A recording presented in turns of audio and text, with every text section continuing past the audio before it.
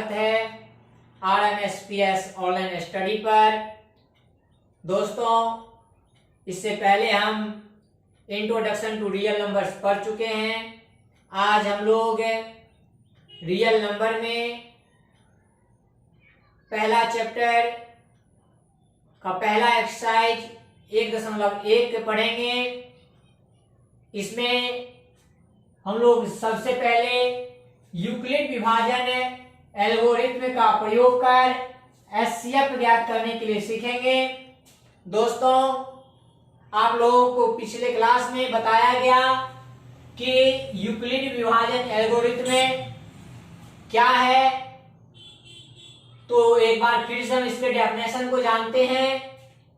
तो यूक्लिड विभाजन एल्गोरिथ्म सुपरिभाषित चरणों की एक ऐसी श्रृंखला है जिसके द्वारा एक विशेष प्रकार की समस्या को हल किया जाता है।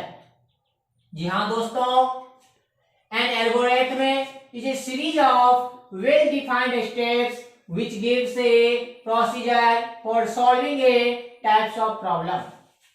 जी हाँ दोस्तों, हम लोग इसका प्रयोग कर एक विशेष प्रकार की समस्या को हल करते हैं और इसका जो प्रयोग किया जाता है यूक्लिड विभाजन एल्गोरिथ्म का प्रयोग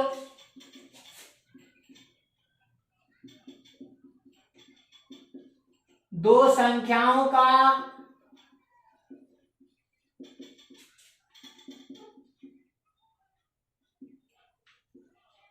एचसीएफ ज्ञात करने के लिए किया जाता है।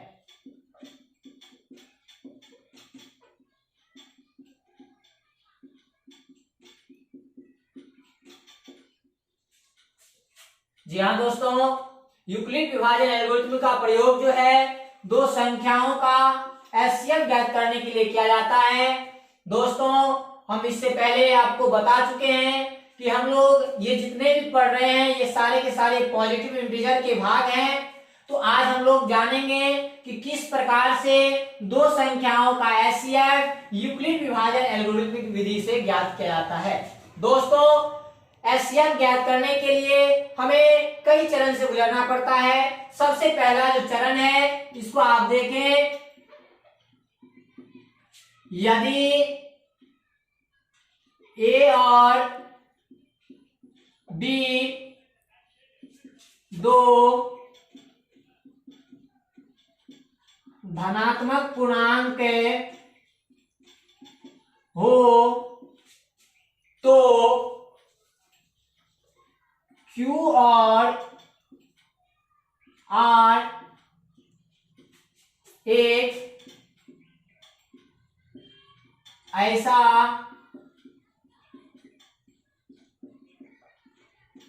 और ऋणात्मक पूर्णांक लेंगे जो a equal to BQ plus R को परिभाषित करे। दोस्तों, सबसे पहले ए और दो धनात्मक पूर्णांक आपको दिया रहेगा और आपको Q और R एक ऐसा और ऋणात्मक पूर्णांक लेना है जो A equal to BQ plus R को परिभाषित करे। जैसे हम मान लेते हैं, एक एग्जांपल लेते हैं, A इज इक्वल टू 72 और B इज इक्वल टू 16। दोस्तों, एक है दो यहाँ पे धनात्मक पूर्णांक लिया गया, पहला 72 और दूसरा 16। तो दोस्तों, ए को हम लोग भाज्य कहते हैं।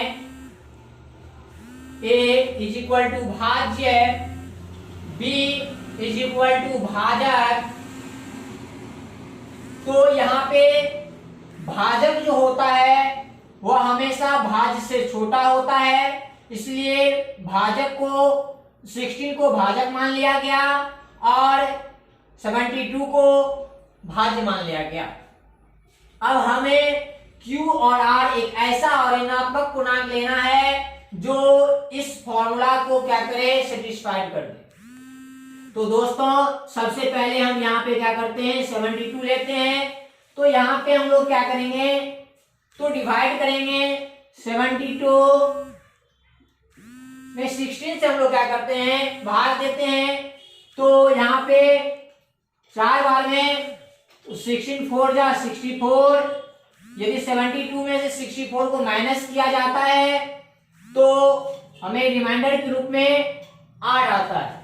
तो यहाँ पे सबसे पहले तो आपका B 16 था और यहाँ पे आपका जो Q आया वह एक पूर्णांक और ऋणात्मक पूर्णांक 4 है। और जब हम इसको क्या किए, प्रोसेस किए, तो हमें रिमाइंडर के रूप में 8 आया। तो दोस्तों हम आपको यहाँ बताए कि यदि A और B दो धनात्मक पूर्णांक हो, जैसे कि आपको हम दो धनात्मक पूर्णांक लेकर दिखाए, तो Q और R एक ऐसा और ऋणात्मक पूर्णांक लेंगे जो इसे परिभाषित करें। दोस्तों यदि हम इसे बैठाते हैं तो ध्यान दीजिएगा, 72 तो 16 into 4 plus 8 is equal to 16 4 या 64 प्लस 8 इज इक्वल टू 72। तो ये इसको संतुष्ट करता है अर्थात परिभाषित करता है। तो Q और R ऐसा ही पूर्णांक हमें और ऋणात्मक पूर्णांक लेना होता है।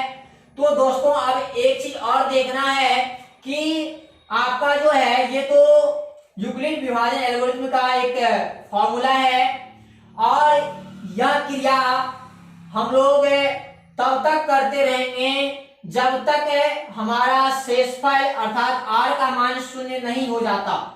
लेकिन देखिए दोस्तों यहाँ पे जो हमारा R का वैल्यू है वह क्या है, 8 है। तो R is not equal to 0 क्योंकि R का मान क्या है, 8 है। लेकिन दोस्तों एक बात आप ध्यान रखें, यदि यहाँ पे हमें R का मान 0 आ जाता तो हमारा प्रोसेस यहीं पे समाप्त हो जाता। तो हमारा HCF क्या होता है इसको जाने। यदि R इक्वल टू 0, यदि R बराबर 0 हो तो B A का HCF होगा। दोस्तों यदि यहां पे हमारा 0 आ जाता तो B जो है, B अर्थात यहाँ पे 16 जो है यही इसका क्या होता, HCF होता। लेकिन यदि R is not equal to 0, यदि R बराबर 0 नहीं हो अर्थात शेषफल हमें 0 ना आवे, तो यदि R बराबर 0, R is not equal to 0 तो B इज इक्वल टू, तो हमारा जो B था जो कि भाजक था वह अब भाज्य बन जाएगा और R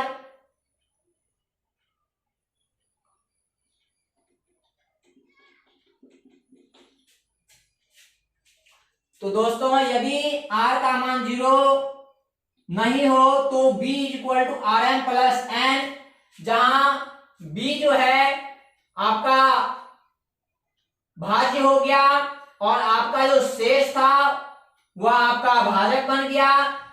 और इसको फिर पुनः M और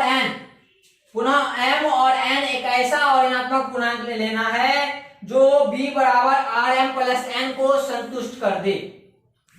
तो दोस्तों देखते हैं M और N की जगह पे क्या लेते हैं। तो हमारा B जो था पहले क्या था, 16 था। B क्या था, 16 था। और हमारा जो R था वह क्या था, 8। तो यहाँ पे हम पुनः क्या करते हैं, यहाँ पे डिवाइड करते हैं 16 में 8 से। तो 8 के टेबल में 8 2 जा 16 होता है। जब इसको माइनस करते हैं तो 0 आता है।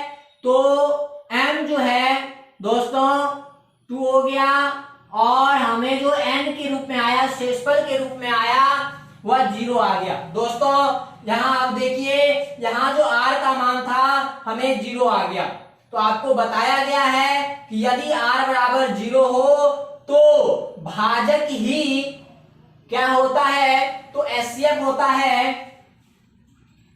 तो यदि r बराबर 0 हो तो दोस्तों यहाँ पे b का जो वैल्यू है, जहां पे b है वहां पे हमारा क्या है, r है, और r के स्थान पे क्या था, 8 था। तो यदि r बराबर 0 हो तो r a और b का HCF होगा। तो दोस्तों यहाँ पे हमारा r का मान 0 आ गया, तो r का मान 0 आ गया, तो r जो होगा, अर्थात यहाँ पे n है, जो कि आपका n है, तो n का मान यहाँ पे 0 आ गया। तो हमारा जो r था, यही r का जो यह जो r है, यह a और b का HCF होगा। अतः 72 और 16 का HCF जो है वह 8 होगा। तो दोस्तों तो यहां पे तो हमें सेकंड चरण में ही, सेकंड स्टेप में ही r का मान 0 आ गया। लेकिन यदि आपका सेकंड स्टेप में भी r का मान 0 ना आवे तो आपको यह क्रिया तब तक करते रहना है जब तक r का मान, अर्थात शेषफल का